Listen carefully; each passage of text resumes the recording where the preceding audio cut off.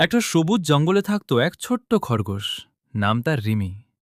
সে খুব দ্রুত দৌড়াতে পারত আর নিজেকে নিয়ে খুব গর্ব করত। একদিন জঙ্গলের সব প্রাণী ঘোষণা দিল, একটা দৌড় প্রতিযোগিতা হবে, যে জিতবে সে জঙ্গলের সেরা দৌড়বিদ হবে। রিমি খুব খুশি হল। সে ভাবল, আমি তো সহজেই জিতে যাব। প্রতিযোগিতার দিন এলো। কচ্ছপ টুটুও দৌড়ে অংশ নিল। রিমি তাকে দেখে হাসল। দৌড় শুরু হলো। রিমি খুব দ্রুত এগিয়ে গেল। সে এতটাই আত্মবিশ্বাসী হয়ে গেল যে মাঝপথে এসে একটা গাছের নিচে বিশ্রাম নিতে বসে পড়ল। সে ভাবল, কচ্ছপ তো কখনোই আমাকে ধরতে পারবে না। কিন্তু সে ঘুমিয়ে পড়ল।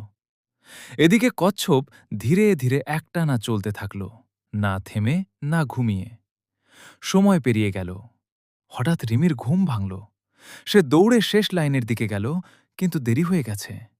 কচ্ছপ তখন ফিনিশ লাইনে পৌঁছে গেছে। সব প্রাণী চিৎকার করে উঠল, কচ্ছপ জিতে গেছে।